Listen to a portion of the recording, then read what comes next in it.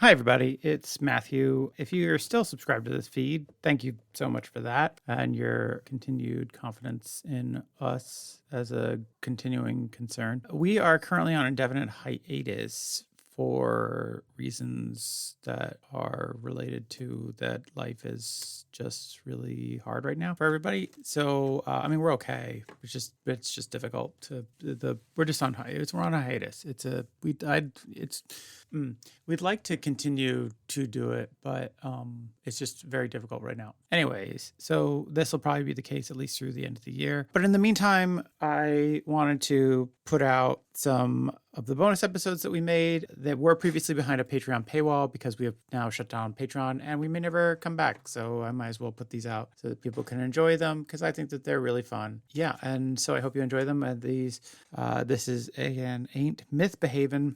Episode Ain't Mythbehavin. If you haven't caught any of the previous episodes that we've unlocked and put in the feed, is a podcast where I tell Anna about a story from ancient mythology or folklore or just some made up bullshit. But I hope you enjoy them. I think they're fun episodes. They're a little bit different, but a new one's going to come out every week for the next however many weeks I got, like 20 weeks, I think. And hopefully we'll be back one day with more saint-based fun. So keep an eye out for that. Hopefully we'll be able to entertain you through the medium of podcasting again soon. But thanks again, everybody, for listening. Any listening that you've done to these episodes or past episodes. And hopefully you'll hear from us soon. But in the meantime, have a blessed day. Bye.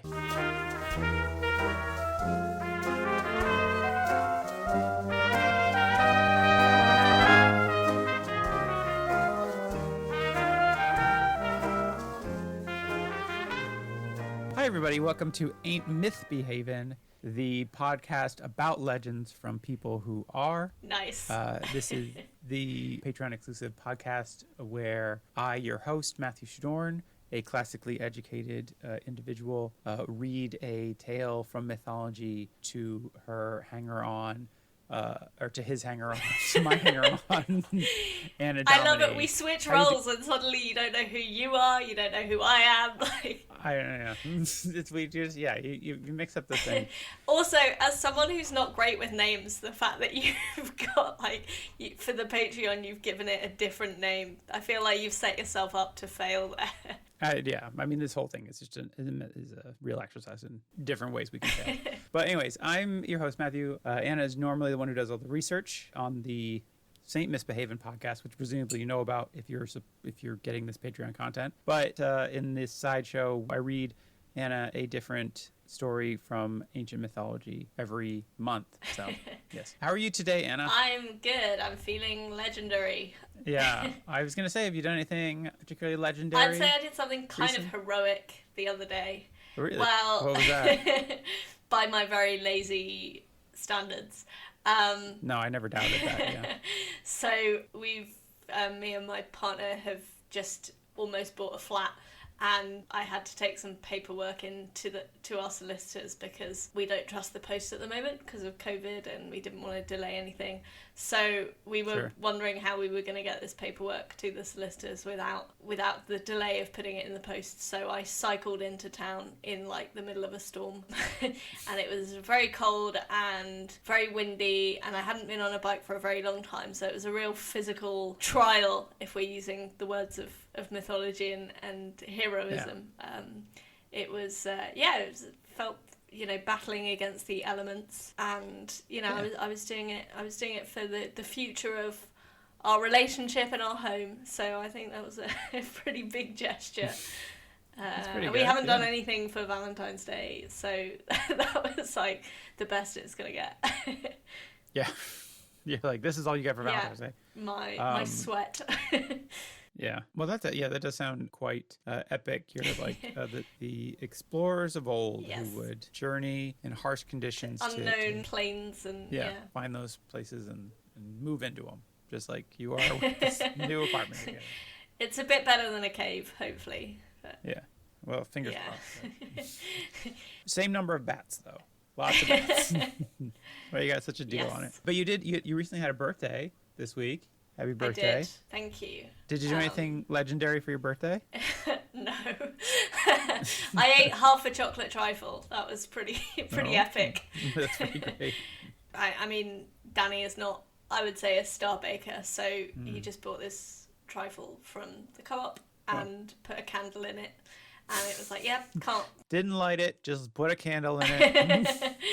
And yeah, it was a very, for a lockdown birthday, it was quite nice. I had the day off work and we chilled out. It's nice. Went for a walk. Danny nearly fell over on some very slippery ice, but managed to correct himself.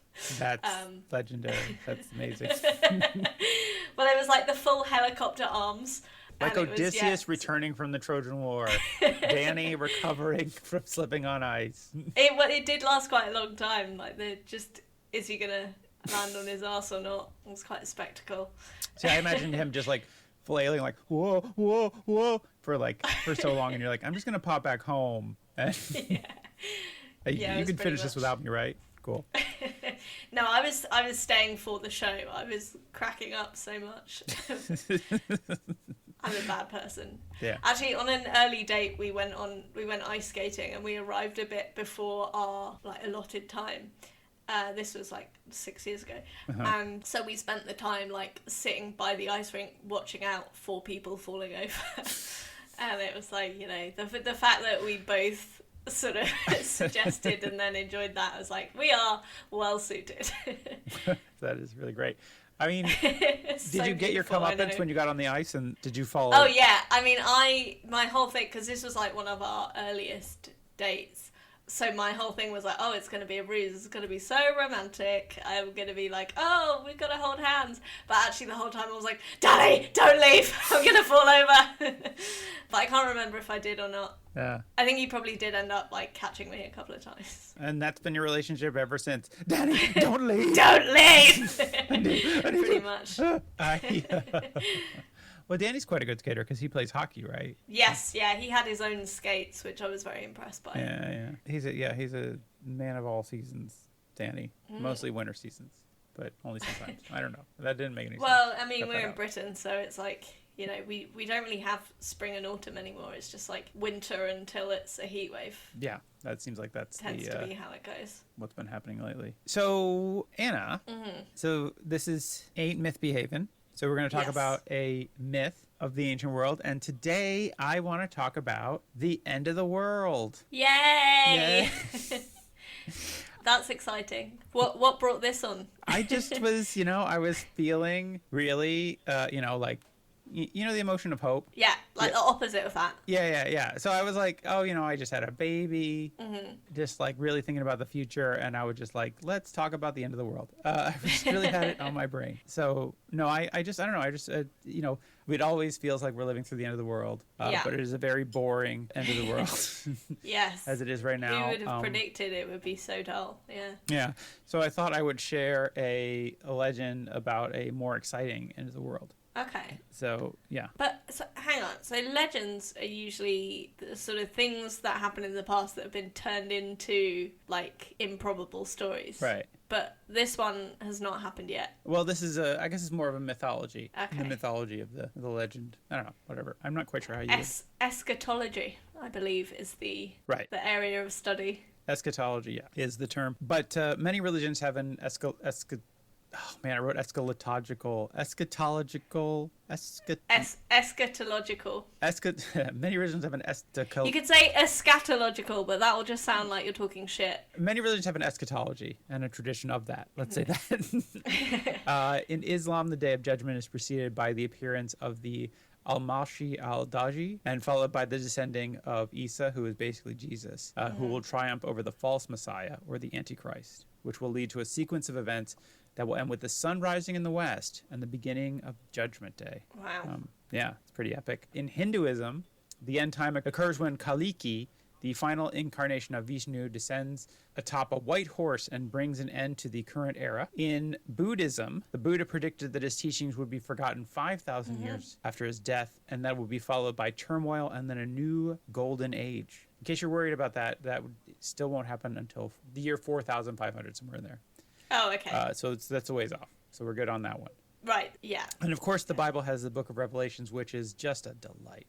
It's it's got everything. It's got dragons, it's got whores, it's got valleys full of blood, it's got just trumpets, whatever you want. It's all there. I don't want to talk about any of those today. Today, I want to talk. We'll cut all that. Yeah, I don't know. I just thought I'd bring up some of the other kind of fun eschatologies that I kind of skimmed over. But today, I want to talk about the Norse eschatology, which is known as Ragnarok. Nice. Ooh. Not to be confused with the movie from a couple of years ago. That wasn't even like the final one in that film series. No, yeah. So it's like it wasn't the final misleading. Marvel movie when it wasn't. They're making another Thor movie, so. Right. So it's just a misleading title. It is very misleading, yeah. But it was a fun movie, and it's got Jeff Goldblum and people. I don't know, they're really people. And this is not sponsored by that film, sadly. Guys, check out Ragnarok on Disney Plus. Use promo code. You may not have heard of Saint this Mythbehavin. Marvel film.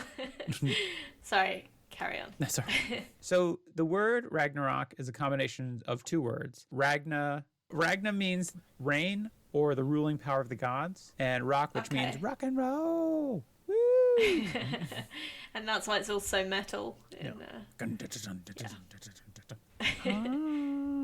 from the movie. Yeah. No, rock, which means something like fate. So the word is translated roughly as something like the final destiny of the gods, or more poetically, and I like this, the twilight of the gods. Nice. So that is poetic. It is nice, isn't it? It's like the sun is. So does it like every time it rains in Norway? Because you said something about rain, or did you mean rain as in like rain kingdom? Rain as in like a king would reign. Right. Sorry. The gods would reign.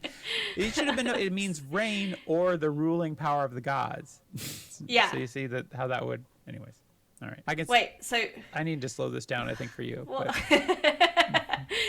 Wait. So hang on. So rain as in, because you said rain and all the ruling power, but rain, but the word the other. How's it spelled, please? How are you spelling rain? I'm very confused.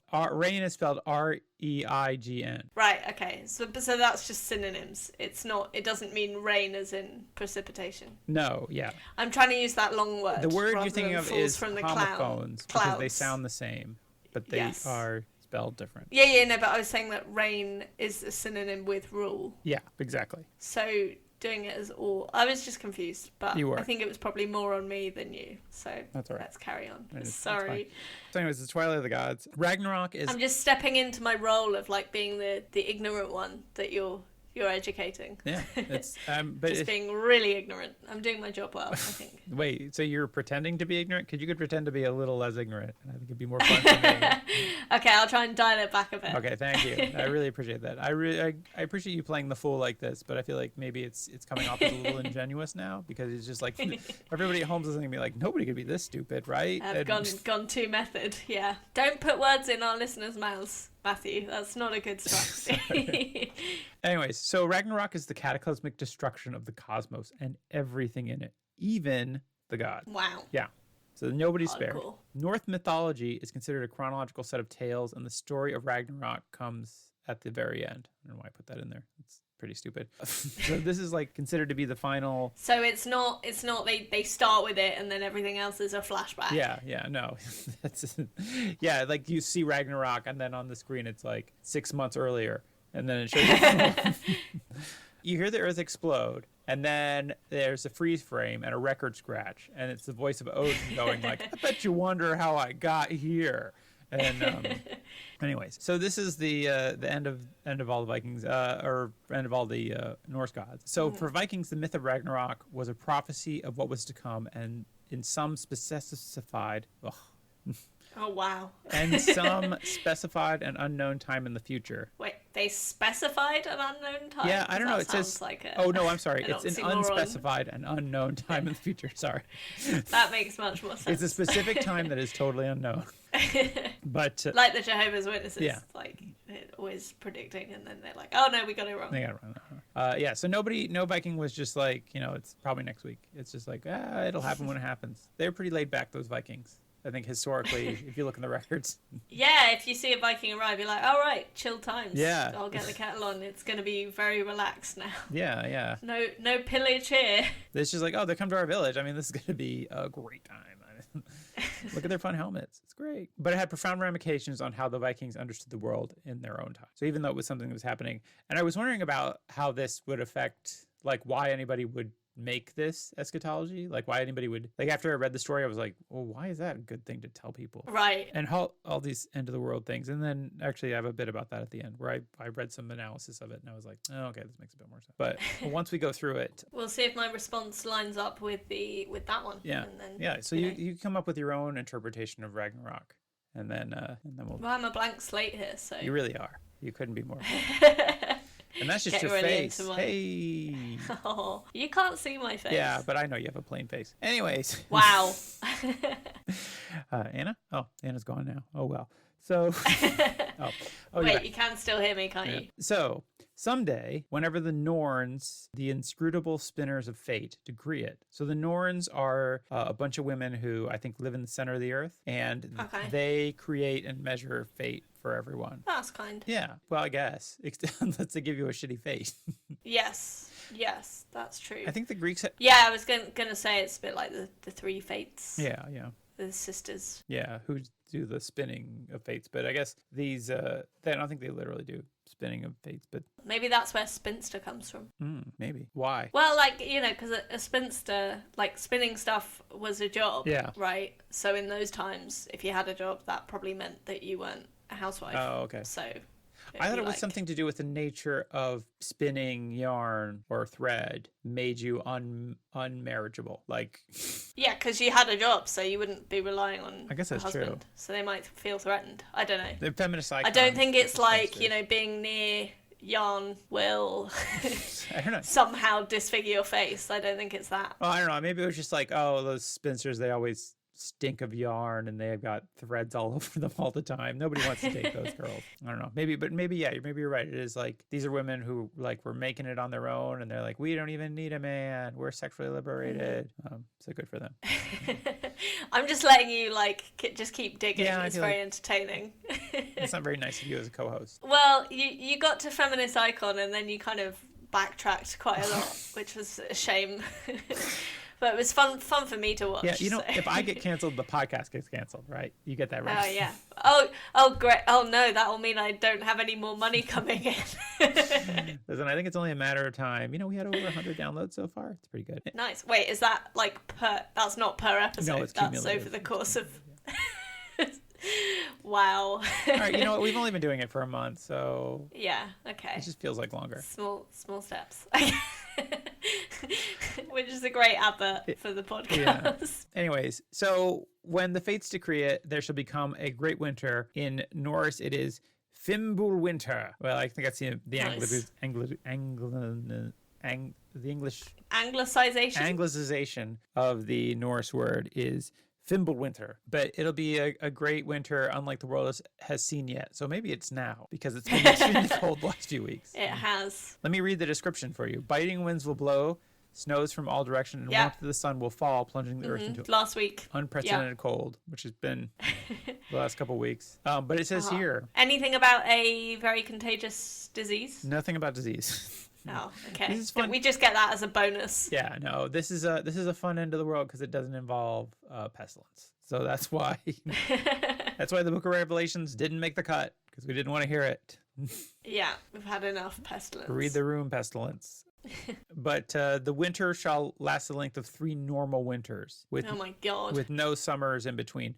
So I'm not sure if that means, like, if a normal winter is 3 months, that means it lasts 9 months, or if it lasts for 3 years. Right, because it's the space between winters. Yeah, I wasn't quite clear on that, but it's like no summers in between, so presumably it's going to be for 3 years. So there'll be like a 3-year winter where it's very cold. What if there's like a warm snap? Does that mean we have to then, get rid of our end of the world plans and start again? Or is it like more climate based rather than weather based? Yeah, I think it's more climate based. It's more like a Okay. tradition. So pretty much, I mean, with what we've done with global warming, we've pretty much disproven a Norse mythology, which I think was the goal to begin with global warming. So I guess we could stop now, right?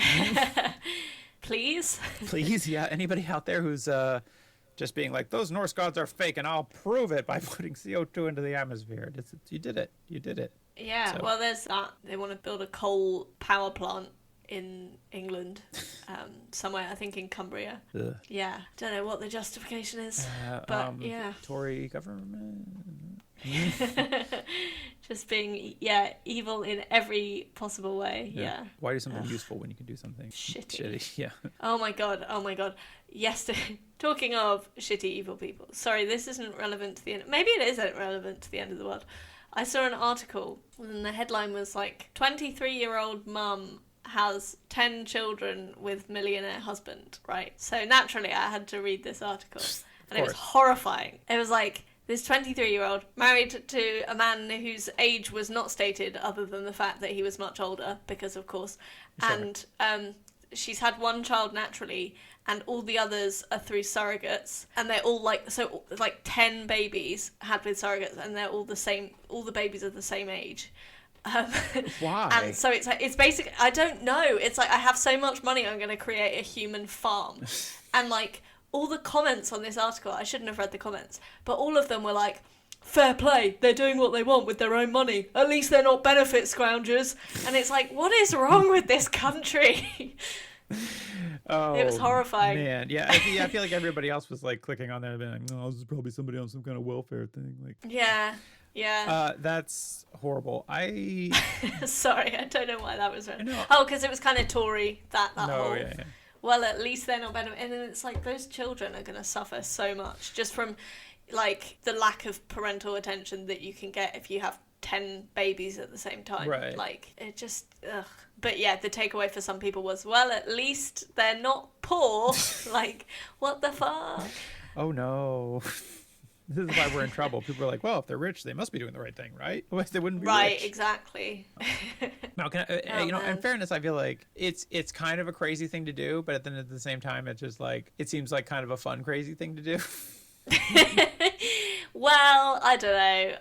I feel like, that it's going to be expensive enough to pay for that much surrogate, because it's like, I think it's like €7,000 per child just to get someone else to carry it. Wait, somebody will carry your child for €7,000? In Georgia. Oh, in Georgia. Not the US. Yeah. Okay. The other Georgia. Yeah, I know. I think it was something like that. You could probably get a similar rate in parts of Georgia. But it's like, not just feeding them, but imagine how much that's going to cost in therapy, like, later on. Sure. Because I feel like the one she gave birth to is probably always going to be, like, the favorite amongst them. Yeah. But then, I mean, they're rich, right? So I imagine rich people don't really interact with their children anyways. True. They mostly do that through servants. I mean, I was thinking, like, we just had one baby, and some friends came over today and, like, brought us food. They're in our support bubble, so it's fine. Disclaimer. Yeah, sorry, I'm not. I was silently very judging you until you said that. So. No, they were like they've been our ride to the hospital, and so they're just basically in our support bubble now. So they. Nice. And they came over today and they brought us some food, and then they like kept cleaning our house, like doing dishes and stuff, and I was like, wow. I was like, stop doing this. It's really annoying. I could get used to this. But then after that, I was like, man, that kitchen has not been this clean in months. It's like, not even like. And the baby's only 2 weeks old. 2 weeks old. And so there's nothing to do with the baby. But I was just like, oh, I get it now. If we had like servants, then you could really just manage a kid so much better. Man, becoming a parent really does make you a Tory, doesn't it? Yeah, you're like, everybody should have servants. I need some wage slaves to do my bidding for me. No, I don't know. I find this like, it's a fun level of crazy. Like they were like, we want our own soccer team, so we're gonna have 10 kids at once. That's a nice justification for it. I feel like something a lot more sinister's going on. Probably. But who knows? They're just organ farming. Like I imagine that the older guy, the husband. It turns out he doesn't have like a kidney, and he's just trying to get as many matches as possible. He's like, I know I'm going to need a kidney, a pancreas, a large intestine. So I'm just going to need, I can't get everything from one kid. So I'm going to need multiple kids. Well, so do you think he's just going to get like all kids' intestines and sew them together? Oh, man, that's awful. Oh, man. Maybe he needed bone marrow. He's like, I need bone marrow. I can't risk having a kid and it not being a match. So if I have 10 kids. Hedging your bets. That's what you got to think about. Enough about this. This has nothing to do with what we're talking about. Wait, so you mean that the 23-year-old mum of 11 doesn't appear in Norse eschatology? Wait, it was 11? I thought it was okay. 10 kids. It's 10 kids and then the kid she had? This is insane. All right. Yeah, so she actually had the first kid before she met the husband. Oh. And then, decided to have 10 more. And apparently they're not stopping. They're going to have more. Sure, why not? I don't know. She's a now threat you're starting a to the cult. planet, really. That must be it. Yeah. They can't leave because they'll be materially dependent on them. Yeah. No, well, yes, that's how children work. But it's like the laziest cult because it's like you don't even have to go to the effort of recruiting people. I mean, I think that You've feels just like the got part of them the there. cult that I really Would enjoy. that I would hate. I hate meeting new people. Right. So like if I could just Yeah. have a cult like ready made. So, this is your plan for when you're rich. Now you're gonna get servants, and then you're gonna start a human farm. Maybe. You heard it here first. Yeah. Keep an eye out for my human farm. Please keep contributing to the Patreon, guys, so I can start my human farm. It definitely won't go towards a human farm. Yeah. No, it definitely will. I'm giving. No, Matt, it won't. It won't. Okay. It won't. Yeah. Wink. I get it. Anyways, so there'll be no summers between the winters. This is mankind will become so desperate for food and other necessities of life that all laws and morals will fall away. So it may be now, because that feels about right. They'll leave only the bare struggle for survival, but it'll be an age of swords and axes. Brother will slay brother, father will slay son, and son will slay father, and daughter will slay mother, and mother will slay daughter, and second cousin will slay grandmother, and grandmother will slay Uncle Jeff. Wait, is What? this actually in the writing? No, No, I okay. just gotta wait.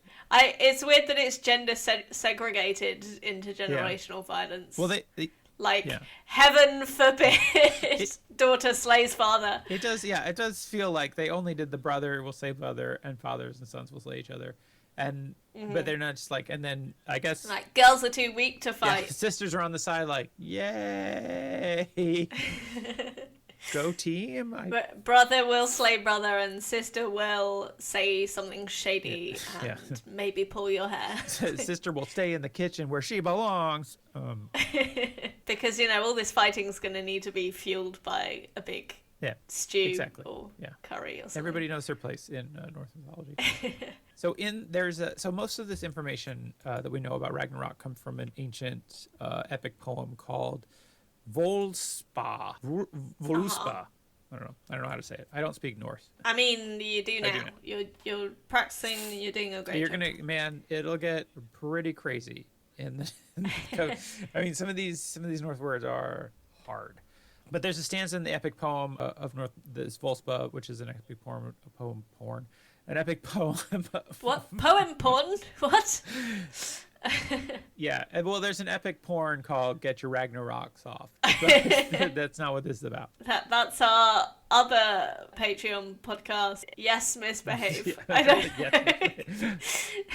We're misbehaving. I don't. It's I a couldn't taint think of it. misbehaving. It's about taint-based pornography. How about paint misbehaving? And it's just like some kind of, body paint rave thing. Well, you know, we could have another sideshow that's called Paint Misbehavin', which is us talking about famous paintings. So When we run out of legends Yeah. for this Patreon series, that'll be the next one. That's actually really good. We should do that instead of sayings. Except actually as a podcast, I don't know if it works because it's a bit visual. yeah, it's isn't like it? so then the brushstrokes, right? So there's this stanza that I found on the Wikipedia page. I didn't really read this whole epic poem, but I really liked it because I thought it was pretty good because it sounds pretty cool.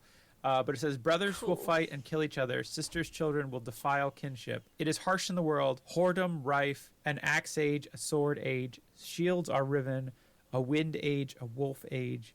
Before the world goes headlong, man will have no mercy on another. Nice. Pretty great, right? I like the whoredoms up there. Yeah. Like, at least, people are still paying, so there's still a sense of order there. I mean, it's like, hey, we're killing each other, but, something doesn't mean we can't have good time, with some good old-fashioned whoredom. And everyone gets a fair day's pay for a fair day's work. Yeah, I guess. Yeah, you can't just be slaughtering people all the time. You need to take a break for yourself, and make intimate connections with people, even if just for money. So there'll be this long winter. People will become animals. They'll hate each other and fight each other and whatever. And fuck each other for money. Yeah.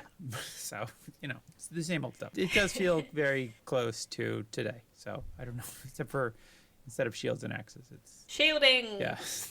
And it's cutting remarks. Oh, I was going to say axes because of all the graphs. Because as mentioned, we have a much more boring apocalypse happening. Yeah. This is cool. And this is where it really kicks up a notch.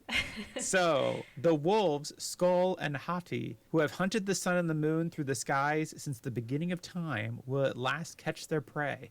Oh my God. They'll eat the moon and the sun.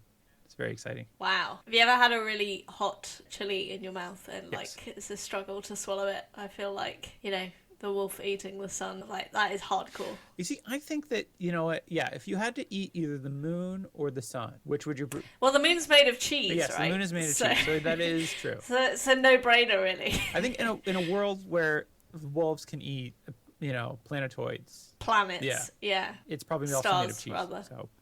So if you're the one who eats it says that it's unclear which is chasing the sun and which is chasing the moon. Right. But they've apparently been doing it since the dawn of time. And now I feel like it would be upset, like they'd be like, when they caught them, it'd be like the dog who caught the car. Like they wouldn't even know what to do with them. They'd be like, oh.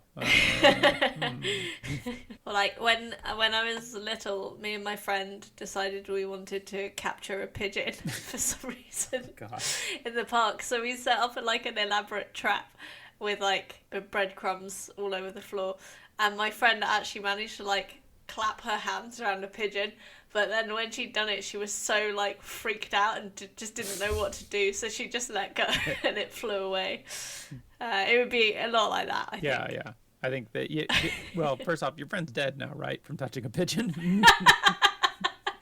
No, she's doing very well. She's in the army, and she's quite a groundbreaking woman achieving stuff, the first woman to hold certain positions and stuff like that. Oh, okay. I mean, I don't condone a military, but if you're gonna have one, make it progressive, right? Yeah. That's so progressive. Just women also killing people. That's great. Yeah. Well, yeah, according to this myth, that's unheard of. So compared to this myth from about 1,000 years ago. Yeah, we're We've making moved progress a bit forward since then. So, it's all good. It's nice that we now have, women maintaining imperialism around the globe instead of just men. So that's great. So anyways, I just feel like if you're either the dog, the wolf that is either like, boy, this is really hot. And it's like, how is yours? It's like, oh, it's awfully dusty. This was not pleasant. I don't know. And then what do you do with yourself? You dedicated your entire life to catching the sun and the moon. And then what you do? Yeah. I mean, I don't know because I've never achieved my dreams. So I don't know what comes after that, I mean, I guess my life purpose. Yeah. I guess if you're eating a stellar body, it probably takes some time. So that's probably also... I was about to say it'd be quite time consuming. Literally, if you're ending the world. Yeah. It's time and space consuming. Yeah. The stars too will disappear, leaving nothing but a black void in the heavens. Who's eating them? I don't know. It doesn't say. I guess other wolves? They're other wolves. Yeah, presumably there are other wolves chasing every star in the sky. But I guess these are the two that pertain most to Earth. To Earth, yeah. Maybe. So, I mean, I guess it's one of those things in the universe where there's just for every star, there is a wolf. There's a wolf chasing it. Hot pursuit. I mean, maybe that answers your question about what do they do next. Yeah. Once they've got rid of the sun. They got rid of the sun. They start. They're like, what? There's bigger stars out there. Let's go.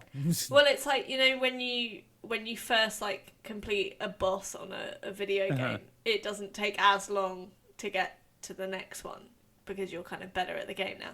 So they've spent their whole lives chasing the sun. And then they can get through the stars quite a lot quicker. Right. But I think that our sun isn't that big compared to other stars. Oh, that's true. So it's by the time they're Earth is level 1 in their star reading escapades. And so then they're just kind of building up till they get to what is it, Betelgeuse? I think Betelgeuse is the biggest star that we can see. Right. Something like that. I don't know. Anyway. That's good astronomy I always get astronomy and astrology confused, and it's resulted in a lot of embarrassment. Yeah. But, you can turn into our new sideshow, Astro Mythbehavin. Oh, God. Where we talk about different parts of astrology. No, astronomy. Or astronomy. Either one. It's a mix. Either one. Tune in each week to find out which it We're is. either talking about, this week we're either talking about the planet Mars or the sign Capricorn. We don't know. Anyways. You should. I mean, I think it would be very on brand for you to have a podcast where you just pitch ideas for other podcasts. That is the kind of a. That was Sarah's pitch for me for I was trying to convince Sarah to do a podcast, and it was this one. It was wasn't this it? one, and she turned you down, and that's why I'm here. Yeah. After hounding her for long enough, she was just like, I was just like, you're just never gonna do this, are you? She's like, no. I was like, fine, I get Anna, and then you'll be sorry. But then I was like, well, what's your ideas? I was trying to get her ideas, and she's like, you should do a QED podcast where every week it's a different idea, and I was like, that sounds like a lot of work. It's a bit too much work. I'll do it. Yeah, and if Matt Shadorn says it sounds like too much work, then it's going to be insane because I need to get better established, and then once I get my podcasting studio up and running with all my staff, what you need to do is start a human farm, and then find some way to monetize the children, and then you'll have enough to fund an unlimited number of podcasts. I'm glad you brought this back up again, because here's the thing. Do you think if you have 10 surrogates, you get some kind of group discount? That may be why you did it? Just well, I was only going to do 6, but it's just as cheap to do 10, so why not? Probably. Anyways, it feels so ethically wrong. I don't know if there's the ethics of it. It's so bad. Do seem the more I think about it, the more horrible it feels. The idea of just using someone else's body to have your child, I mean, I understand if you can't biologically have children, but that's clearly not the issue in this case. It's that you biologically can't have 10 children, and so now you. It's an important distinction. People are like, "Oh, I've always wanted to have a baby," and this lady's walking around like, "I've always wanted to have 10 I've always babies. wanted to have 10 babies, but not push them out." Yeah, it just the idea of using, and when it's something like that where it's you're paying a lot of money, there's a coercive element there as well. I think it feels very the power imbalance between people and between nations feels really gross. So. Yeah. But I understand that that people who need surrogates, and that's perfectly fine. These people clearly didn't need surrogates. Do not, except to do this insane, I don't know, were they trying to get in the Guinness Book of World Records? I don't know. It's just stupid. But it's not really your achievement, is it? Because it's no one had 10 babies in a year. No one pushed them out. Because it was all different women pushing them out. And and it's hey man, if you want to have 10 babies, put in the work and seduce 10 women, all right? You know who used to do that? Screamin' Jay Hawkins. He had 100 kids, all right? I do not get your references, but I was going to say, if he's got that much money, it shouldn't be that hard. Yeah. Actually, Screamin' Jay Hawkins, kind of a cult, early rock and roll figure, and he supposedly had... Oh, I'm glad not a cult leader. No. Or also that. He was just I don't know, look up a song. There's a song called I Put a Spell on You, which is pretty great. Anyways, he... apparently through his touring and his days as a musician, supposedly sired 100 kids. And then when he died, there was some condition in his will or some money set aside for them to come and have a big barbecue and meet each other. And so... Oh, wow. And that was all they got in the will. Kind of, I think. I don't think he got a lot of money. A burnt sausage. I think famously, Screamin' Jay Hawkins, lost the rights to a lot of his songs. And so didn't really get the royalties and things for his songs. I think I remember reading about this because he's in the movie Mystery Train, and he acts in the movie Mystery Train, and then Jim Jarmusch, who directed that movie, he also used some of his songs and paid out of his own pocket to Screamin' Jay Hawkins royalties that he didn't need to, just as a kindness, because he was an admirer of his work. And he's really good in the movie too. You can see I'm a big fan because I have a Mystery Train poster right there on the wall. Yeah. I can see it. I can confirm to our listeners. Yeah, it's a great movie. Check it out, Mystery Train. Which does not sponsor this podcast. Okay, so here's where our first hurdle of the evening comes, because I have to pronounce the name of the great tree that holds the cosmos together. And We should get some kind of jingle for like pronunciation challenge. Here comes that. He can't pronounce things. It's really sad. You'd think a man with this difficult to pronounce last name would make a point of being good at pronouncing names, but I'm not. I'm a big hypocrite because I always get upset when people mispronounce. It's very vengeful. All right. So anyway, so the name of the tree is. Sorry. I think it's spelled Yggdrasil. That is Yggdrasil. It is.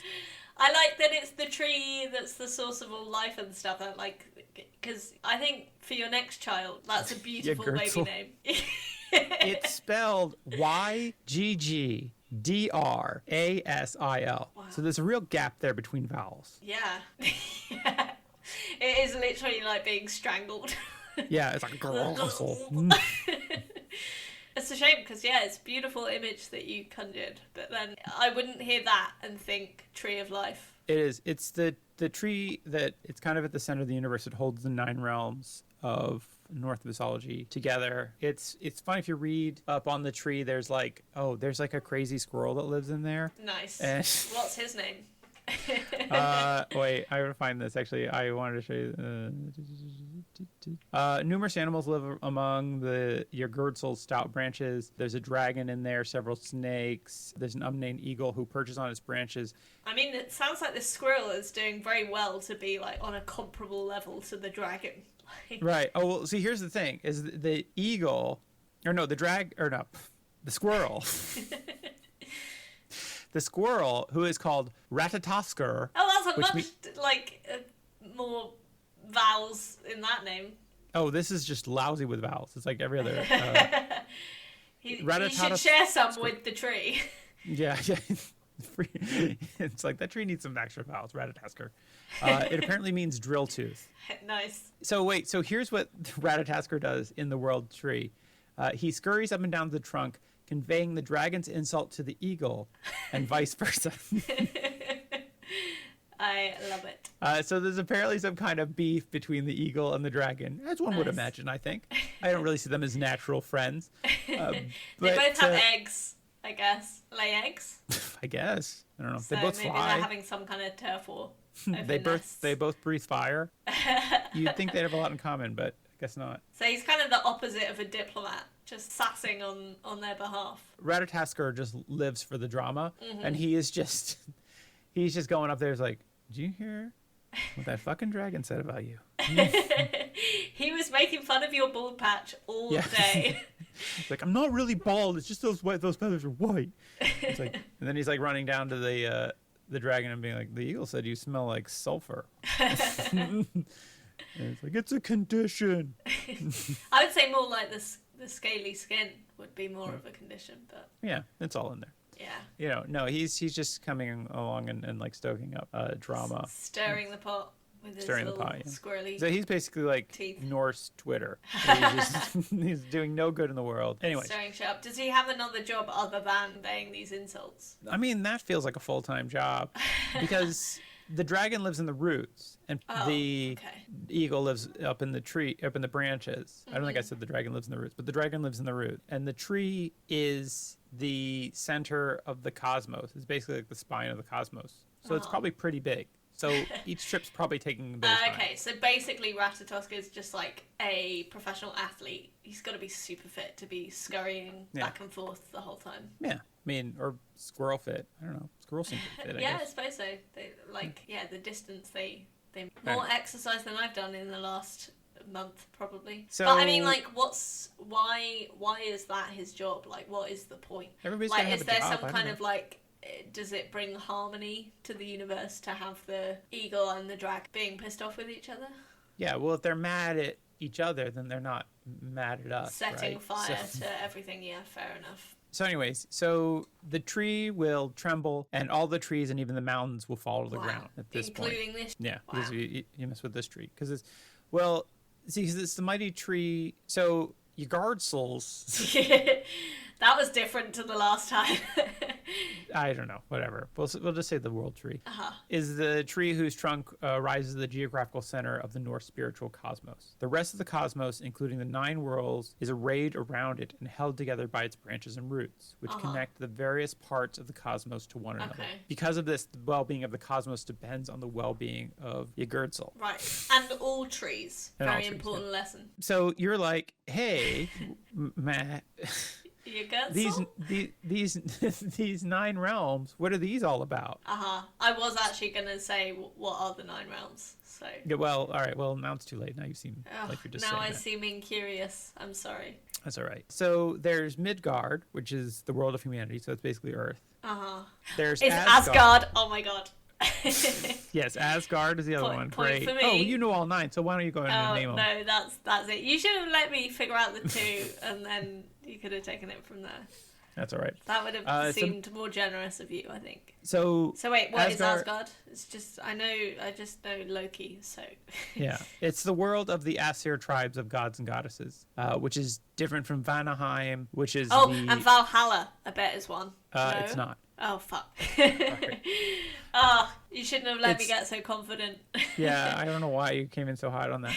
There's the Vanaheim, which is the where the Vanir tribe of gods and goddesses. I don't know the difference between these tribes. That's not something I looked up. Oh, sorry. Well, shame on you. Yeah, there's Jotunheim, which for some reason word is the only word of these 9 realms that word did not say is spelled incorrectly. So right. So anyways. Should be more common knowledge than we assume. But that is the world of the giants. Giant squirrels, or just what kind of giants? Squirrels? Yeah, giant squirrels. Probably giant everything. I imagine everything's just really big there. So. Is it the biggest realm, or does it just have less stuff in it? Maybe. I don't know. Who's to say? I think it's either a very empty realm, so everybody can get really big, or it is a very big realm. Or maybe it's like a regular sized realm and everybody's really cramped. Squashed, Let's hope it's not that. But Jotunheim is the world of the giants. Niflheim is the primordial world of ice. That's funny because it sounds kind of cute. Yeah, it does. Niflheim. Is it all the Niffles live there? You little Niflheimer. Niffling along. Just being but cute. That's the icy one. Yeah, it's not pleasant there. Contrary to what the name would suggest. Perhaps even less pleasant. Adorableheim. Yeah. Cuteheim. Muspelheim is the primordial world of fire. Oh. Yeah. Presumably they're not next to those realms. Maybe. That wouldn't really work. They were next to each other on the list, so I assume they're near each other. Oh. So Alfheim, which is the home where of the elves live. Oh, I thought it was Elfheim. No. Alfheim. Alfheim is home of the elves. Yes, you're right. Really? Yes. Wait, I can't tell if you're taking the piss or not. No. It's spelled Alfheim with an A. But it's actually Elfheim. Great. Yeah. So that's good. So elf in Norse is Alf. Yeah. We've learned some more language. You know I love to be teaching language on this podcast. Like Flesh South. So... this will go among the greatest hits. So, and then, let's see, there's Svartalheim. Where the Svartals live, yeah. Yeah, the Svartals live, yeah. That's home of the dwarves. And then the last one is just Hell. Okay. Which is different from primordial fire. Yeah, no, I guess it's different than the fire area. I think their idea of hell was different. Oh, okay. I heard that, like, in hot places... hell is a really hot place, and in cold places hell is a really cold, because people who are overexposed to like extreme heat, that is then their idea of hell. I can't remember where I read that. What were you about to say about this hell though? Just that it's the land of the dead, and it is the world of the eponymous god. So hell is the Norse god of the dead. So that makes it sound like there's no heaven. It does, but somehow Valhalla works into this in ways I do not understand. Okay, so it's not a realm. It's somewhere. I think it's like I think it's more like part of Asgard. It's like it's more of a hall than it is an actual like section. It's just like, oh, you go to live with the gods in this great place if you are worthy. So I guess if you're like a really cool Viking, you get to go to Valhalla. And then if you're anybody else, you just go into this kind of miserable hell dimension, which doesn't seem all that great. Are there any specific like punishment? The only specific punishment I know of in hell is the one that was given to Loki. He was he was chained in hell with the serpent above his face, above him. And the serpent was like really in a bad mood because he'd been talking to the squirrel. Yeah, it's like, this squirrel said some real mean shit about you, Loki. And the serpent drips poison into his eye, and he can't move because he's chained down. But his wife stands above him with a bowl and catches the poison. So it doesn't go into his eyes. So it doesn't go into his eyes, but when the bowl fills up, she has to step away to pour it out. And when she does, the poison falls in his eye. Why? Oh, I see. Right. And he screams, and when he moves, it causes earthquake. It's a very protracted, drawn out way of punishing him. Yeah, you know, like, the gods, they got... You sometimes get poison in your eyes and that causes you to scream, which causes earthquakes. But other times, your wife's just standing there with a bowl. Yeah, just bored. I don't know what she did to deserve this. Yeah. I couldn't find anything bad about her. She was just a very devoted wife. Maybe right. Just because... So, like, presumably her hell was, you know, being married to him in the first place. Isn't that all marriages? Hey. Anyways. So, yeah, those are the 9 realms. They're all in for some shit. Mm-hmm. As the world tree starts to shake, the chain that has been holding back the monstrous wolf, Fenrir, will snap. Wait, what's he gonna eat? Are we about to find this out? We'll get to it. He eats some stuff. Okay. Well, actually, what he does is he runs along the ground, and he opens his jaws so wide that the you should never open your mouth too wide when you're running. That's well. Yeah. Just you want to get everything you can in there. But that's really where you're gonna get your speed, because the oxygen just flows so much better when you're running with your mouth wide open. I've got an image in my head like he's just Pac-Man. It pretty much going really fast. Well, it says that his jaw, like, one touches the ground, the bottom jaw touches the ground, and the upper jaw touches the sky. Wow. And he just really consumes everything in his path. Okay, so it is Pac-Man. Pretty much, yeah. He'll run free. And then Jormungand, which is the mighty serpent who dwells at the bottom of the ocean and encircles the land, which means encircles the earth, basically. Yeah. Because they didn't know that the earth was round. But if he's encircling it, that means it is round, right? Right, but they think that but a globe. Yeah, they don't think it's a globe, right? Got ya. They think it's like a piece of land surrounded by an endless ocean, right? Or whatever. Jormungand is like a snake eating its own tail, like he's biting his own tail, like what's called an Ouroboros, right? And so what will happen is when he becomes disturbed, he will let go of his own tail. He becomes That's what's keeping him in check, is him holding onto his own tail. So when he lets go of the tail, then he will then come up on Earth. He'll rise from the depths and spill the sea over all the Earth when he makes landfall. So it'll cause massive flooding. Yeah.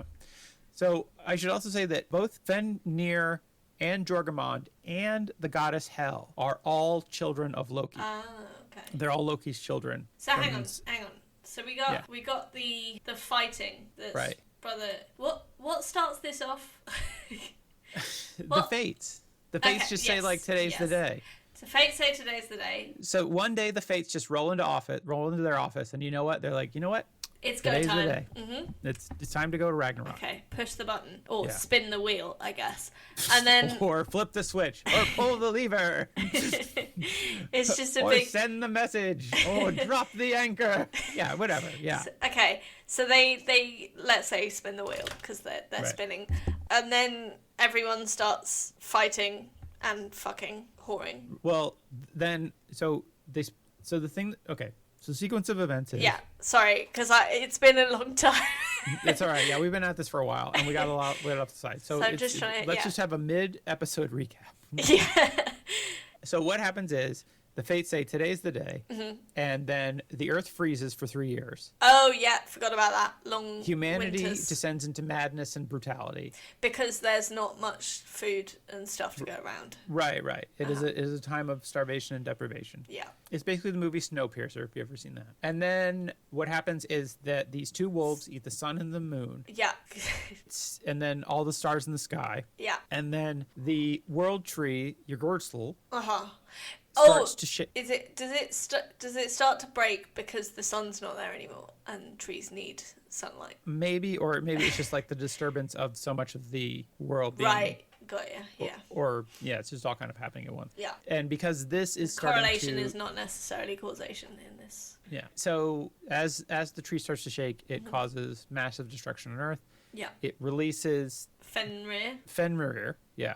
the wolf, and Drogamon the dragon, or the mighty serpent. Okay? Yeah. Okay, cool. Got ya. Okay. And then shit starts to really kick off. Oh, God. We've only just begun. I see. Yeah. So then what happens? So the convulsions will shake the ship Nagflur, which means nail ship, Oh, that doesn't sound like free from its moorings. This... Who built it? It sounds like an accident waiting to happen. Well, I'll tell you who built it. The ship, which is made of the fingernails and toenails Ugh. of dead men and women. Oh my God. Yeah. So will did this sail- come about? Did someone come and harvest all of them from everyone killing each other? I guess so, yeah. I guess when you get to hell, they're like, welcome to hell. If you could just get in Put that your line. hand in the de-fingernailing machine. Yeah, where somebody's going to come Whoa. here and trim your fingernails in Oh here. my God, that has sent shivers down my spine. You know what? I think that's tough, but then I really feel bad for the guy Who who's has to do it? well, no, who has to then take those fingernails and somehow like glue them into a ship. Can you imagine him meeting the squirrel? And the squirrel's like, what do you do? And he's like, I have to collect dead people's fingers and toenails and then make them into a boat. What do you do? And he's like, I just get to stir the pot and wind people up and cause fights. Yeah. Seems really unfair. I just transfer mean messages between an eagle and a dragon. It's like, Yeah. I feel like that guy really got the short straw there. yeah. I think it's probably a lot of people, but yeah. Oh, okay. Is that better or worse? Would you rather be the squirrel or the guy making the nail? Definitely the squirrel. The squirrel, yeah. I mean, yeah, the squirrel's got a way better gig. No, He's out- I meant, I don't know if it's worse that it would be many people rather than one guy doing it, because then No. the misery is just spread further. Yeah, I think that if you are the people who have to, like, it'd probably be better. There's probably one guy who's really into handling fingernails. But I doubt there's more than two, right? They put out a notice like, wanted, someone who loves fingernails. Yeah, We have the perfect job for you. some guy who was in his apartment with just jars and jars of fingernails lining the walls. And then like he's been searching the want ads for years. Finally his number was called. Yeah. It's like one wall is jars of fingernails and toenails. The other wall is just ships and bottles. And he's like, is there some way I could marry these My two hobbies. loves? What's this notice in the paper? Oh my God. Oh my God. Today's my luckiest day. Oh God. Anyways, Are so there pictures of this boat? Because when you could first probably- said the boat of nails, I thought you just meant like, screws. no. That would have been unpleasant, but at least not really disgusting as well. Would you rather sail on a ship Oh made my of God. rusty nails or human fingernails? Oh my God. Why? I thought we were friends. Why would you ever ask me this? Sorry. I think probably rusty nails, because I know where rust comes from, whereas I wouldn't know where all those They fingernails probably came clean from. the nails before they. I put them don't on think the they ship. would, because Yeah. if the whole purpose is like punitive, then why would they bother doing that? Here's a thought: what color do you think that the nail ship is? Oh my God. Like kind of Do you think- yellowy, browny green. Oh, see, I thought it'd be closer to like a white, Oh, like a You know, ghost ship.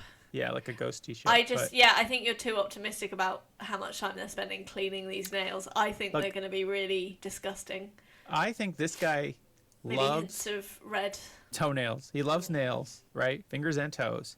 He's putting the work into like make them look real nice before he puts them on his ship. Polishes them, yeah. I that logic, that has a certain sense to it, I think. Yeah. Either Yeah. way, I still think the rusty nails, they're more of a known entity, I think. Yeah. I just don't like the smell of Yeah, them. but I mean, compared to, have you, this is going to sound very strange. Have you ever like had sweaty feet and then just out of curiosity just sniffed your toes? Because toenails, they collect a lot of bad stuff sometimes. That's weird. If you don't specifically clean them, like it can get pretty gross pretty quickly, I think. This Okay. is pure conjecture, sure. I guess so. All right. Anyways, I gotta move on. Okay, yeah, please. So the ship, now freed from its moorings, will sail easily over the flooded earth, and its crew will be an army of giants. The forces What? of Kate. Oh my Yeah. God, how many fingernails? Jesus. Like, This is a big ship. I feel like the ship has been building. They've been building the ship in hell for like God. for all the the years of the earth. From the first person that died, Yeah. they took their fingernails. Oh my God. Yeah, they've been building for them. Oh. So they will bring the forces of chaos and destruction with them, and its captain will be none other than Loki, traitor to the gods. Oh, showed up again. Yeah, he will have broken free of the chains in which the gods have bound him. Oh, okay. But can he So- see because of all the acid that's been going in his eyes? I think it's fine. I mean, this is like the thing with godly punishment. Yeah, I guess they're like the torture is that it's repetitive, but you're It's already like, dead, so I guess you can kind of regenerate stuff. It's like Prometheus. So the way Prometheus in Greek mythology is punished for eyes stealing fire from the pecked out? gods. Close. He's tied to a rock and a bird pecks out his liver, Liver, yes. Not and then eyes. his liver just regrows Right, to have it done every again. day, and then every day the bird comes and pecks out his liver again. So Loki's on the ship. He's got a bunch of giants. Meanwhile, Fenrir, the wolf, Fenrir the wolf, with fire blazing from its mouth and nostrils, will run across the earth. Its lower jaw on the ground and its upper jaw against the top of the sky. Oh, we talked about this already. Devouring everything in its path. Wait, yeah, I didn't realise there was fire coming out of him as well. Yeah, he's got fire. That would have been a cool modification to Pac-Man. Well, see, actually, and then it says that Drogamond will spit venom all over the world, poisoning land, As snakes water, do, and fair air. enough. Mm-hmm. Yeah. But see, another thing I'd read said that half the world will burn. Like, Fafnir will basically burn half the world. Yeah. And then the other half will be poisoned by Drogamond. And it's already frozen. So, like... Yeah, I don't know what it... Yeah, so, like, Fafnir's just getting a mouthful of ice. I think, actually, the people who are on the people who are on the burning half of the earth, they're probably like, well, thank God. Yeah. At least I'll be a little bit warm before I die. Also, I like the idea that Fenrir is, like, eating everything, and then the snake puts poison on it, and he's like, ugh! Just, not that, ugh! Keep it on your half. Anyways, it's like they've ordered a pizza, and Fafnir wants half fire. And Yes. Drogamond's like, well, can we get poison on the pizza? And he's like, we'll get poison on your half of the pizza. And then, yeah, it never works like that. There's always a bit of overlap. You always get a little bleed over. It's never good. Don't be an asshole who gets half a pizza. Anyways, so the dome of the sky will be split, and from the crack shall emerge the fire giants from Muspelheim. Ah, yes. Yeah. So now we're dealing with fire giants. Oh my Not just God. regular giants on a nail ship.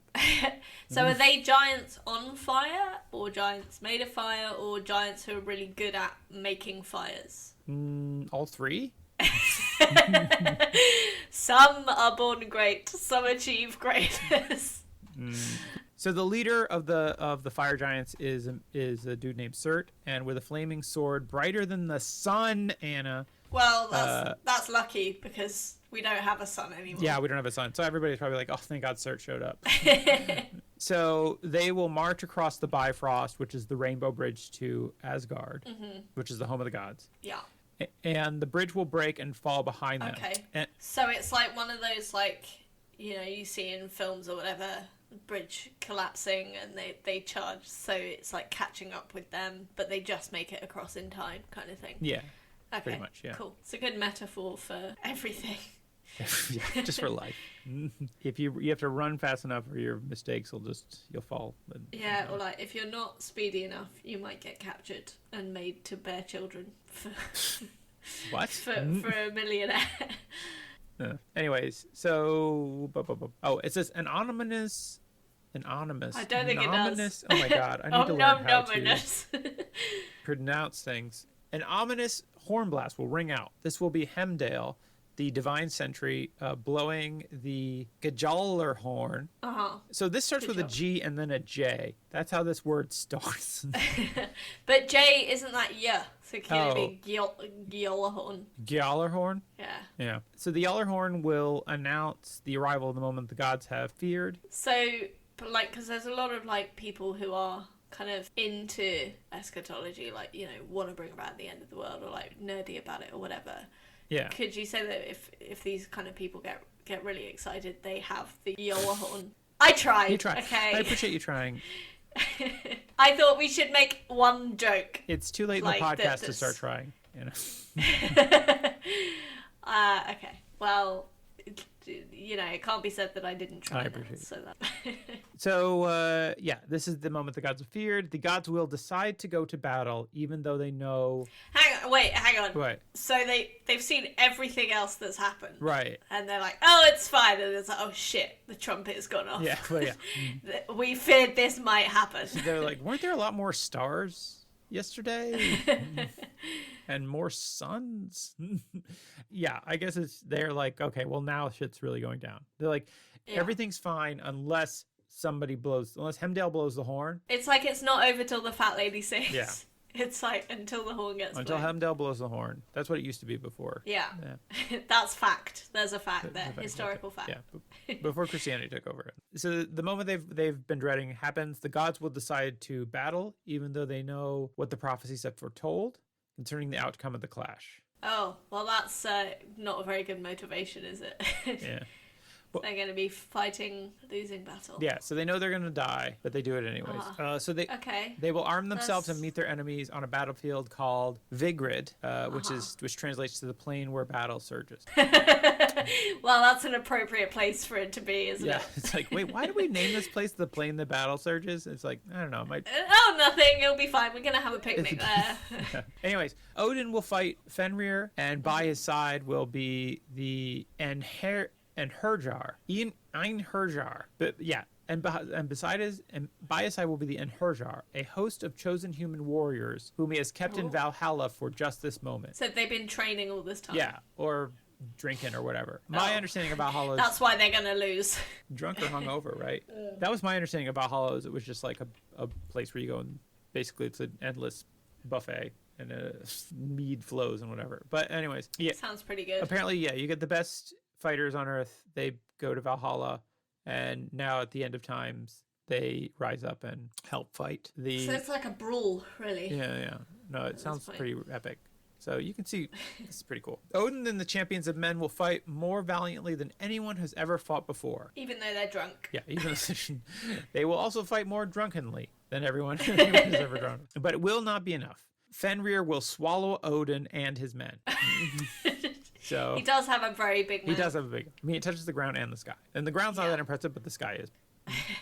Then one of Odin's sons, Vidar, don't know, burning with rage, will charge the beast and avenge his father. Really? I feel like all those men and his father fell to this wolf, and he's like, no, I can do it. Yeah, it's like Odin, who is the king of the gods, who's basically like Zeus or Jupiter. You know, he's like the most powerful god, presumably. He also had all the best fighters on Earth. Got them drunk. They were pretty buzzed, but nonetheless, they were very good at what they did. And then they all got eaten by this wolf. And then Vidar's like, I've got a plan. He's like, I'm gonna get it. I'm gonna take a run at this. So yeah, did he succeed? Well, let me tell you. Thank you. Please do. So he charges the beast. On one of his feet will be the shoe that has been crafted for this very purpose. Why does he only get one? Well, no, it's just like one of the shoes. I assume he's got another shoe, but the other one is also the special shoe. The shoe is special because it has been made from all the scraps of leather that human shoemakers have ever discarded. So that is pretty special. I guess so. It must be quite thick. That's my thing. It's like I think he's just got like one regular shoe and then one giant big thick shoe.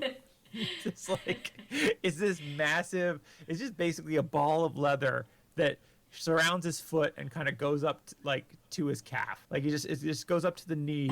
I feel like it would serve him better if it were made into two shoes, because then they'd both be a slightly more manageable size in that case. It would be. I just love the idea of some guy running with one regular shoe and then a giant... Yeah, he'd be so weighed down. And then a ball of leather on his leg, his other leg. Oh, man. Anyway. So does he kick him with the shoe? Well, what he does... That's how he gets him. Let me see what he says. What he does is he will use the shoe to hold open the monster's mouth. Oh, smart. And then he will stab the sword. Is it? Wait, so hang on. So this shoe is actually... It's not just a ball that goes up to his calf. It can reach between the ground and the top of the sky. Apparently, I don't know. Presumably. It does. Yeah, it says it holds up in his mouth. I don't. Is it? Well, no, but it must at least be taller than him, because if presumably the plan is he's gonna wedge the wolf's mouth open with the shoe. Yeah. While he gets on with fighting, so it's got to be big enough that it'll keep the two jaws stuck, like far enough apart that he can't just get eaten. It is unclear how big Fenrir is, because he's presumably bigger than a regular wolf. He's like a giant wolf. Yeah. But I feel like he just kind of changes in scale. Or it's Okay. maybe the gods are bigger. I don't know. Whatever. Yeah, that's a good point. You can't get bogged down in scale issues. But I'm sorry. he holds the. I feel like if we didn't, though, what would we be left with for this podcast? So he'll stab the sword through the wolf's throat, killing him. So now Fenrir's dead. Okay, So cool. Odin's dead, Fenrir's dead. Everybody in Valhalla is double dead. Surely they should have just brought this shoe guy in before everyone else died.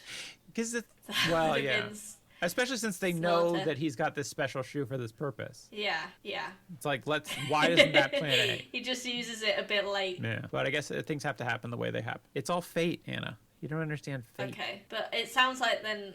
Okay, I thought these fate ladies were cool, but that sounds like a bit of a stupid idea. Yeah. They should have thought that through better. I want to be supporting other women, building up my sisters, but it doesn't sound like they thought that through properly. Let's see, what else? Oh, so Hemdale, who's the guardian of the Rainbow Bridge, and Loki will kill each other.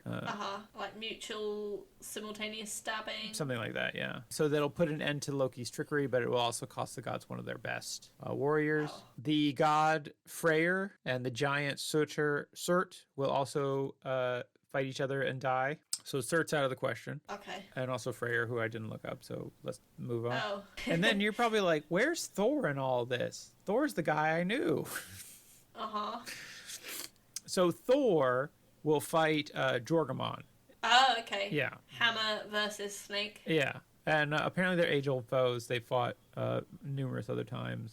Oh, okay. Or They know each other's I don't know. weaknesses. They've had multiple encounters. I read some other myths about one where somebody tricks Thor into picking him up or something. Presumably Loki. Yeah. Because Somebody, I forget, or some he's giant. tricky. Anyways. Tricksy. Yeah. But they fight each other. Thor will succeed in felling the great snake with blows of his hammer, but the serpent will have covered him in so much venom Oh, no. that when after he's killed Jorgamon, he will take 9 paces and then fall down dead. Dear. Yeah. So that's the end of the gods. Okay. It says the remains of the world will sink to the sea, and there will be nothing left but the void. Creation, Oh. yeah. Which is how we're all feeling right now. Which is like, yeah, there's nothing left but the void. It's like, welcome to my world. Am I right? Welcome to the void. Yeah. All that's left is the void. Let me see. Creation, all that has occurred since will be completely undone as if it never happened. So, some say this is the end of the tale. Oh. But others hold that a new world, green and beautiful, will rise out of the water. Okay. Vidir and a few of the other gods will survive the downfall of the old world and will live... Wait, was Vidir the shoe guy? Vidir's the shoe guy. He's the god of shoes. I should have looked up who Vidir is in the pantheon of Norse gods. Now I kind of... Well, he was the son of Odin. Yeah, he's the son of Odin, but... And a collector of leather. Yeah. What happened to the boat? Did it sink after the battle? I guess it was part of the battle. It doesn't actually say what happened to the Vidar. So Vidir and a few other gods will survive. They'll survive the downfall of the old world and live joyously in the new one. A man and a woman, Leif and Leifsadar. Oh, well, they're well matched. Yeah. They have similar names, so that's cute. That's handy. I don't know.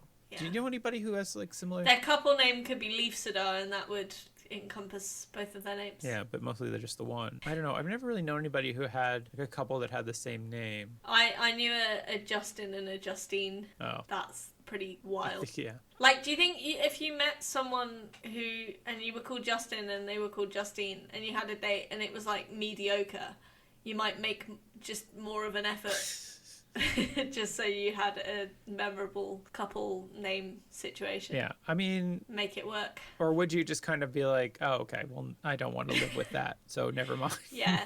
Yeah, fair Or enough. if you met somebody who was pretty cool and you're like, and what's your name, Justine? Oh, okay, well, this was fun.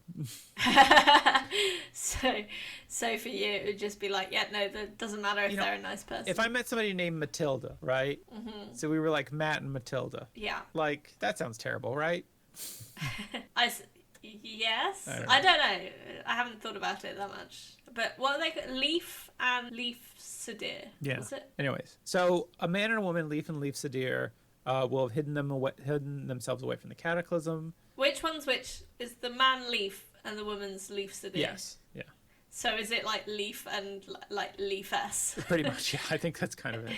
Apparently, Leif means life, and Leif Sadir means striving after life. And those are the two genders. Yeah, that's pretty much it. It says they'll have hidden themselves away in a place called the Wood of Hodemir and will come out and populate the lush land in which they find themselves. A new son, the daughter of the previous one. Right. So. Oh, I see. Son. Got it. No, what? No.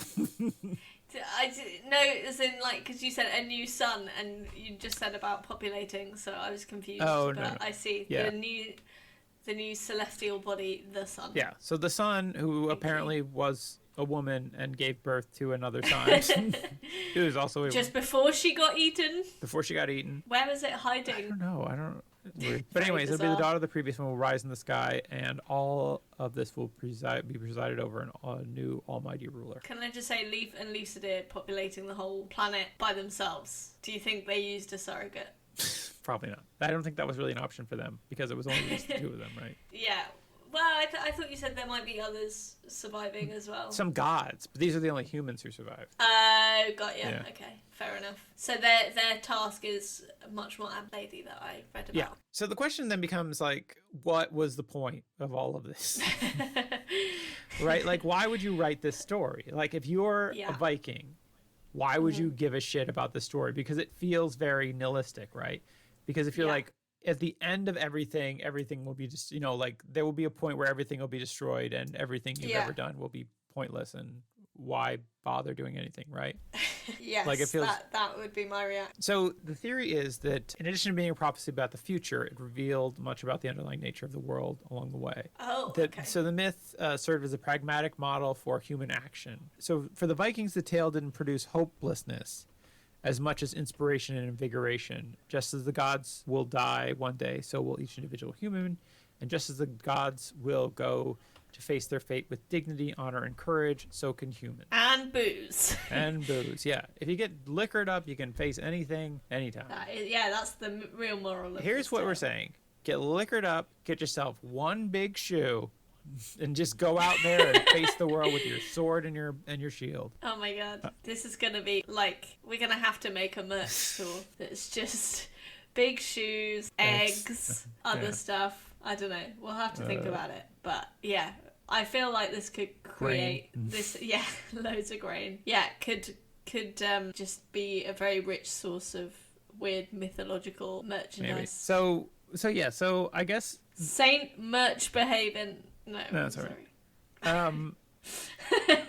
So I guess the whole moral of Ragnarok is the gods had to face their fate and did so nobly, and as an example to everybody else whose fate is probably much like more mundane and shitty, and like they had to go to their regular Viking job every day as a fisherman or something, or like work in a Viking office, nail shipbuilder, helmet manufacturer. Yeah, somebody had to make those helmets with the big horns on them, and like, so facing the kind of like, this is your lot in life, but face it with dignity and pride, even as the gods would face their own demise. So these beings who are all powerful and whatnot. So that is why we celebrate Ragnarok. We don't really celebrate it. It's not tied to any date because, again, we don't know the date. Right. Yeah. It's also weird to like commemorate something that hasn't happened. I would love it if there was a holiday that was the future date of Ragnarok someday. Like, it was Ragnarok Day. I think it'd be pretty wild. Day, and everybody dresses up like wolves. We should make it happen. Yes. Plays Pac-Man. Plants trees. Like that'd be a bunch nice. of staged fights. Yes. You could make a cheese sculpture into the shape of the moon. Everybody could eat it, and then like you could have a contest for like, you could have like a sun cake, but it's just full of like hot chilies, and then like whoever can eat the biggest piece of sun cake gets to be the wolf.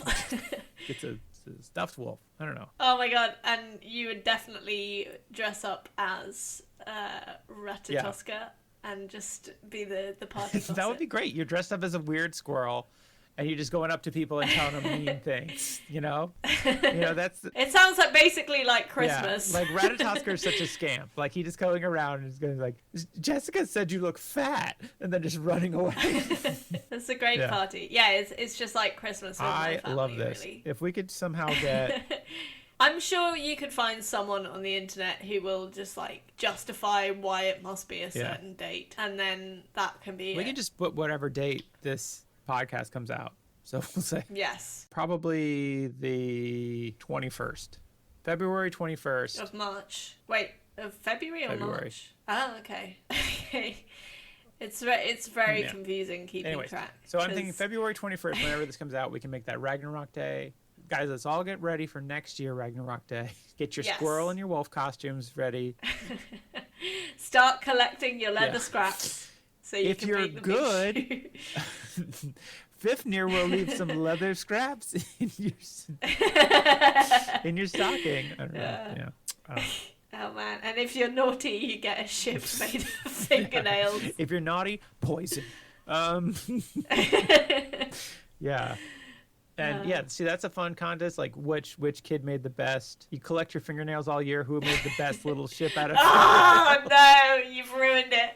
I was so on board with this idea, and now you brought fingernails back into it, and I am no longer so keen. I love it. Yeah. So let's get. It would be fun to have some kind of Norse celebration that didn't feel like white supremacist. So let's. What? I think a lot of white supremacists are really into Norse mythology because it is super white, and they. Okay. Well, this one has lots of animals in it, so you don't know what color. So it can be. It's got potential to be much more diverse. I mean, if we've all seen those Thor movies, we know that Hemdale is black, and I have not seen those Thor movies. You should see those Thor movies. They're fun. I've seen like one. I don't think I've seen Ragnarok. Oh, it's probably the better. I don't know. Do you not have Disney Plus? I think I've heard the trailer. No, I've got all the other ones at the moment. Disney? We're actually, when we move into the new flat, we're going to get a TV license, so then I'll be able to watch iPlayer. Ooh, lolly. Yeah. Yeah. So that will be good because I still haven't seen I May Destroy You. Somehow I knew you were about to say that. Well, because I seem like very unenlightened. So no, it seemed like the kind of thing you would like, and I've heard it's really good. I haven't watched it myself. I don't have the bandwidth. It sounds really intense, so I don't have the bandwidth to watch it. Yeah, well, you don't have to think about these things. I guess so much. not. No, it's your male privilege. Yeah, I can just walk away whistling a jaunty tune. Oh, I'm off to watch more Star Trek. Thanks.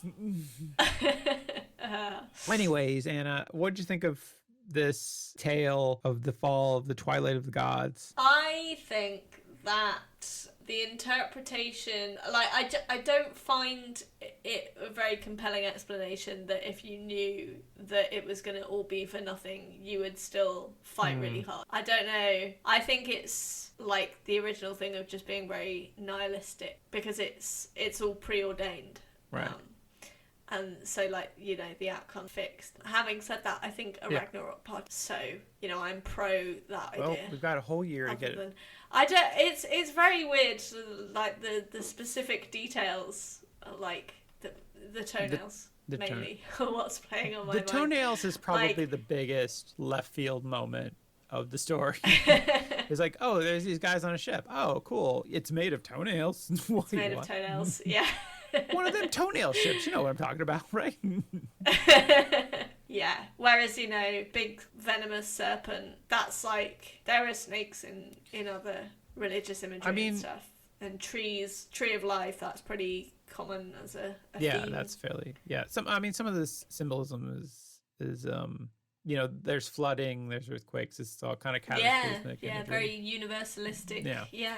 So that's fairly standard stuff. Do you think if the world ended just your standard eschatology? If the world ended this way, would you be like stoked, or would you be like, would you rather it ended in a different way?